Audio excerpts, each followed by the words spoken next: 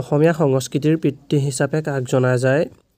ইয়াৰ 4টি অপশ্যন দিয়া আছে আৰু এই 4টি অপশ্যনৰ ভিতৰতে এটি শুদ্ধ উত্তৰ আছে আৰু ইয়াৰ শুদ্ধ উত্তৰটো হৈছে option number B, Srimanta Sankardev.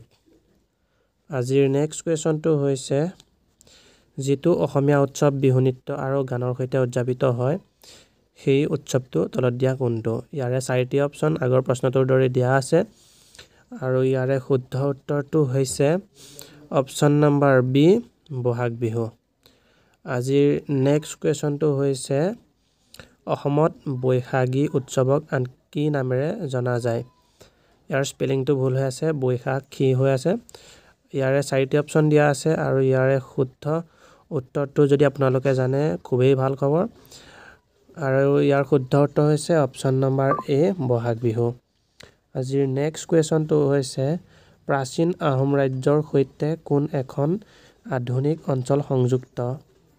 ইয়াৰে 4টি অপশ্যন আগৰ প্ৰশ্নসমূহৰ দৰে দিয়া আছে আৰু এই 4টি অপশ্যনৰ ভিতৰতে এটি শুদ্ধ উত্তৰ আছে। ইয়াৰ শুদ্ধ উত্তৰ হৈছে অপশ্যন নম্বৰ চি, অসম। আজিৰ নেক্সট কুৱেশ্যন হৈছে অসমৰ প্ৰথম আহোম ৰজা কোন আছিল?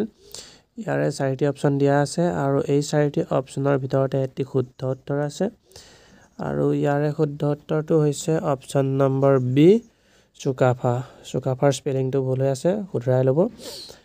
আজিৰ নেক্সট কুৱেশ্যনটো হৈছে হৰ্ণবিল কোন ৰাজ্যৰ পৰম্পৰাগত উৎসৱ? ইয়াৰে 4টি অপশ্যন আগৰ প্ৰশ্নসমূহৰ দৰেই দিয়া আছে আৰু এই 4টি অপশ্যনৰ ভিতৰতে এটি শুদ্ধ উত্তৰ আছে আৰু ইয়াৰে শুদ্ধ উত্তৰটো হৈছে option number B, Nagaland. Nagaland হৈছে হৰ্ণবিল উৎসৱ উদযাপন কৰা এখন ৰাজ্য। অসমৰ শাস্ত্ৰীয় নৃত্যৰ নাম কি? ইয়াৰে 4টি অপশ্যন দিয়া আছে আৰু এই 4টি অপশ্যনৰ ভিতৰতে এটি শুদ্ধ উত্তৰ আছে আৰু ইয়াৰে শুদ্ধ উত্তৰ হৈছে অপশ্যন নম্বৰ ডি, সত্ৰীয়া নৃত্য অসমৰ শাস্ত্ৰীয় নৃত্য হিচাপে জনা যায়। আজিৰ নেক্সট কুৱেশ্যনটো হৈছে কামাখ্যা দেৱীৰ চৰণস্থলীত কি উৎসৱ উদযাপন কৰা হয়? প্ৰশ্নটো হৈছে কামাখ্যা দেৱীৰ চৰণস্থলীত কি উৎসৱ উদযাপন কৰা হয়? ইয়াৰে 4টি অপশ্যন আছে আৰু এই 4টি অপশ্যনৰ শুদ্ধ উত্তৰ হৈছে অপশ্যন নম্বৰ এ, অম্বুবাচী মেলা। আজিৰ নেক্সট কুৱেশ্যনটো হৈছে অসমৰ ৰংঘৰৰ বাকৰিত কি সংস্কৃতি পালন কৰা দেখা যায়? ইয়াৰে 4টি অপশ্যন দিয়া আছে আৰু এই 4টি অপশ্যনৰ ভিতৰতে এটি শুদ্ধ উত্তৰ আছে। ইয়াৰে শুদ্ধ উত্তৰ হৈছে অপশ্যন নম্বৰ চি, অসমীয়াৰ সংস্কৃতি অসমৰ ৰংঘৰৰ বাকৰিত পালন কৰা দেখা যায়।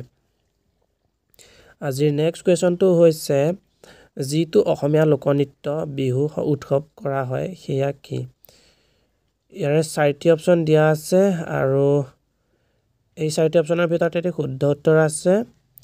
ইয়াৰে শুদ্ধ উত্তৰ হৈছে অপশ্যন নম্বৰ বি, বিহু নৃত্য অসমৰ লোকনৃত্য বিহু উৎসৱ হিচাপে পালন কৰা হয়।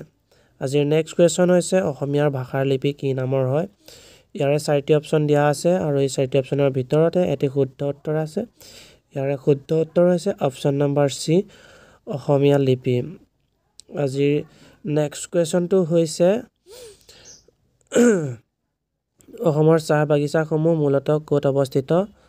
ইয়াৰে 4টি অপশ্যন দিয়া আছে আৰু এই 4টি অপশ্যনৰ ভিতৰতে এটি শুদ্ধ উত্তৰ আছে। ইয়াৰে শুদ্ধ উত্তৰ হৈছে অপশ্যন নম্বৰ বি, ব্ৰহ্মপুত্ৰ উপত্যকা। অসমৰ চাহ বাগিচাসমূহ মূলতঃ ব্ৰহ্মপুত্ৰ উপত্যকাবোৰতে অৱস্থিত। আজিৰ নেক্সট কুৱেশ্যন হৈছে অসমৰ পৰম্পৰাগত সংগীত যন্ত্ৰৰ নাম কি? ইয়াৰে 4টি অপশ্যন আগৰ প্ৰশ্নসমূহৰ দৰেই দিয়া আছে আৰু এই 4টি অপশ্যনৰ ভিতৰত শুদ্ধ উত্তৰটো হৈছে অপশ্যন নম্বৰ বি, ঢোল। অসমৰ পৰম্পৰাগত সংগীত যন্ত্ৰৰ নাম হৈছে ঢোল। আজিৰ নেক্সট কুৱেশ্যন হৈছে বিহু নৃত্য কোনটো সমাজৰ পৰা উৎপন্ন হৈছে? বিহু নৃত্য কোনটো সমাজৰ পৰা উৎপন্ন হৈছে? ইয়াৰে 4টি অপশ্যন আছে আৰু এই 4টি অপশ্যনৰ ভিতৰতে শুদ্ধ উত্তৰটো হৈছে option number B, Ahom. Bihu নৃত্য আহোম সমাজৰ পৰা উৎপন্ন হৈছে।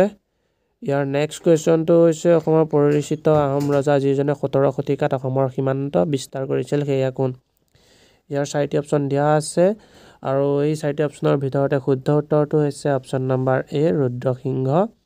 অসমৰ পৰিচিত আহোম ৰজা যিজনে 17 শতিকাত অসমৰ সীমান্ত বিস্তাৰ কৰিছিল।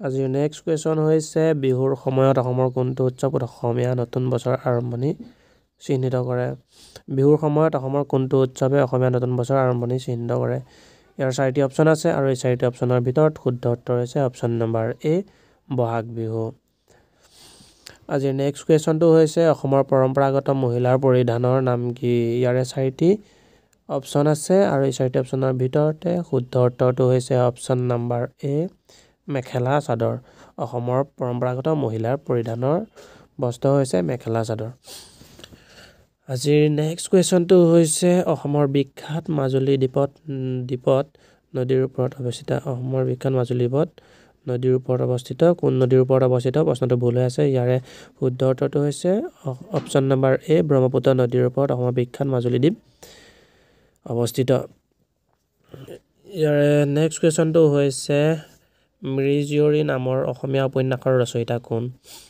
ইয়াৰে 4টি অপচন দিয়া আছে আগৰ প্ৰশ্নসমূহৰ দৰেই আৰু এই 4টি অপচনৰ ভিতৰতে শুদ্ধ উত্তৰ হৈছে option number B Lakshminath Bezbaroa Miri Jiyori নামৰ অসমীয়া উপন্যাসৰ ৰচয়িতা আজিৰ নেক্সট কুৱেশ্যনটো হৈছে অসমৰ পৰম্পৰাগত এক খাদ্য যি চাউল আৰু দৈৰ সৈতে তৈয়াৰ কৰা হয় সেয়া কি ইয়াৰে 4টি অপচন আছে আৰু এই 4টি অপচনৰ ভিতৰতে শুদ্ধ উত্তৰ হৈছে অপচন নম্বৰ এ পিঠা অসমৰ পৰম্পৰাগত এক খাদ্য যি চাউল আৰু দৈৰ সৈতে তৈয়াৰ কৰা হয় আজিৰ নেক্সট কুৱেশ্যনটো হৈছে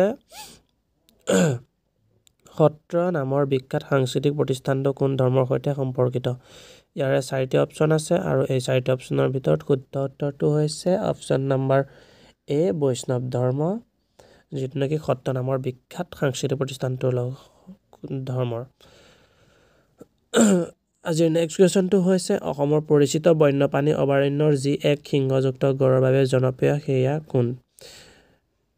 কোনখন ৰাষ্ট্ৰীয় উদ্যানত আছে ইয়াৰে 4টি অপচন আছে আৰু এই 4টি অপচনৰ ভিতৰতে শুদ্ধ উত্তৰটো হৈছে অপচন নম্বৰ এ কাজিৰঙা ৰাষ্ট্ৰীয় উদ্যানত অসমৰ পৰিচিত বন্যপ্ৰাণী অভয়াৰণ্য এক সিংযুক্ত গড়ৰ বাবে বিখ্যাত যিটো নেকি কাজিৰঙা ৰাষ্ট্ৰীয় উদ্যানত আছে ইয়াৰে নেক্সট কুৱেশ্যনটো হৈছে অসমৰ সাংস্কৃতিক সাজ পোছাকৰ নাম কি ইয়াৰে অপচন 4টি আছে আৰু এই 4টি অপচনৰ ভিতৰতে যদি আপোনালোকে শুদ্ধ উত্তৰটো জানে তেন্তে হ'লে কমেণ্টত জনাব আৰু আজিৰ নেক্সট কুৱেশ্যনটো হৈছে মানে অন্তিমটো কুৱেশ্যন আছে অসমৰ চাহ বাগিচাসমূহ মূলতঃ ক'ত অৱস্থিত আৰু এইটো প্ৰশ্নৰ উত্তৰ মই আপোনালোকৰ বাবে ৰাখিছোঁ শেষৰ 2টি প্ৰশ্নৰ উত্তৰ আপোনালোকে কমেণ্ট বক্সত জনাব যদি আপোনালোকে জানে